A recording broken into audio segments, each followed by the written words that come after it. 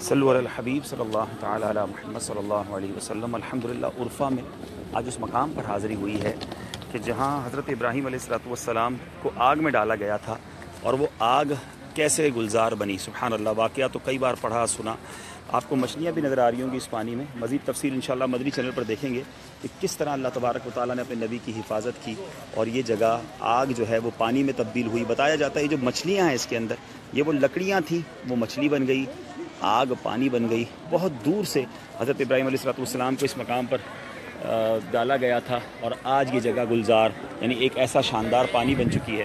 الحمدللہ ہم نے اس پانی سے برکتیں بھی حاصل کی ہیں اور نگران شورا آگے جا رہے ہیں، آپ دیکھ رہے ہوں گے۔ اب ہم اس مقام کی طرف جا رہے ہیں جہاں حضرت ابراہیم علیہ السلام کی ولادت ہوئی۔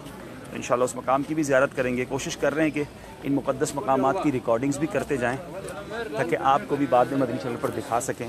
الحمدللہ بہت پیار مل رہا ہے ترکی میں، عاشقان رسول بہت محبت سے دعوت اسلامی والوں سے مل رہے ہیں۔ ابھی بھی مغرب میں ایک جگہ مسجد میں نگران شورا کا بیان ہے اور جہاں انشاءاللہ عربی عاشقان رسول، شامی عاشقان رسول جمع ہو رہے ہیں، تو انشاءاللہ وہاں بیان ہوگا، ترجمہ بھی ہوگا اور رات کو بھی انشاءاللہ ایک جگہ پھر ترکیب ہے۔ آپ دعا کریں کہ اللہ دعوت اسلامی کو کامیابی دے۔ ایک بات بہت اہم یہاں اگر سیکھنے کو ملی ہے، تقریباً 6 لاکھ کے قریب جو ہے، 6 سے 7 لاکھ شامی ہمارے بھائی، ہمارے مسلمان، ہماری اسلامی بہنیں، یہ سب یہاں ہجرت کر کے آئے ہوئے ہیں عرفہ میں۔